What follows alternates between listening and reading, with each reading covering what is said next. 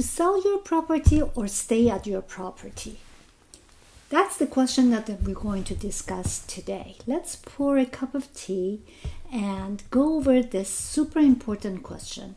By the end of this video, you should be able to be wiser and know more about your next decision. Either stay at your property and make small improvements, or maybe just sell it and move on with your next chapter. Let's see how this works. I'm going to walk you through 3 simple chapters: home fit, money fit, and lifestyle fit. In each one, I'll say a few lines, and you'll notice for yourself. You're going to probably nod yes, somewhat, no, and that's all you need, because at the end, you're the one who is going through the experiences. But I can definitely try to translate those nods into your next step. So chapter 1 is about home fit. It's all about stairs, layout, and how your surrounding is. Let's be honest. If you do stairs and you have narrow hallways or a high top, you know how high they could be, it's a little bit trickier than it used to be. If your knee is acting up, if you're still living comfortably but you know where you're headed, if you're more work that you can do yourself, or if you're living in a condo and pipes starting to demand more time and there are more and more assessments and you cannot keep up with it. At night, do you feel like you're safe moving around? Do you ever think, oh my God, what if I stumble and this would cause me a problem? If you're nodding along to most of these, your home might be asking you for a kinder setup. But if you're barely nodding, then maybe your place is still fits. You might just tweak a little bit here, there, but you're still comfortably living at your place. Chapter 2 is money fit. So it's all about your money situation.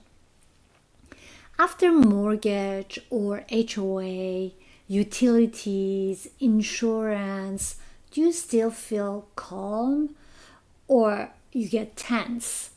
What is that monthly number, the magic number? Do you have to trim other parts of your life just to feed the house? Is there a lot of money tied up in the house, the space you're not even using? If you could put all that to cash and travel with grandkids or go and visit friends or having a nest egg, would you feel lighter? Or if you live in a condo, there would be likely a special assessments within a few years. If a surprise landed, then would that throw off all your plans? If these money questions made you tense, then your dollars may be working too hard to keep this address. If you're still feeling at ease, then wonderful. You're in a very strong financially position. Chapter number 3 is the lifestyle fit. So it's all about your relationships and your lifestyle. Are you close to your dear ones, to your people, to your doctors? Is it walkable? To coffee shops, classes, to your gym, a park? Or are you spending too much time in your car to get to places? Do certain closets or rooms make you feel overwhelmed? Are you storing yesterday's life in right now just not to feel guilty? If the house was a wardrobe, Are you wearing 20% of it and babysitting 80%? When you picture a move, do you feel dread or relief? Does a gentle 6 to 12 months plan sound doable? Or would you prefer to stay and shape a one-level life inside the home you love? If most of these felt, yes, that's me, your lifestyle may want a simpler layout, a simpler routine, and less to manage. If you have barely nodded to all the questions that I have actually asked, then overall you can stay and improve. If your home still serves you and you're happy, just make it safer and simpler. Better lighting, better like handles, rail guards, no step entries, a grippy bath mat, maybe a walk-in shower plan. These all help you to be safer at your house. But if you nodded here and there, especially around clutter and small repairs, but you're not committed to moving, maybe you're ready for a more gentle plan. You can start decluttering slowly, just one room at a time, one closet at a time. And I'm always here to walk through the house and come up with some plans for you.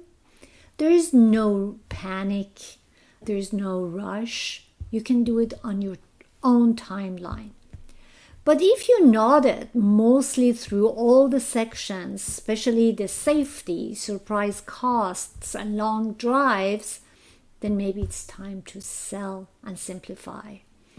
Your home has done its job, and it's time for an easier place that gives back more than it takes.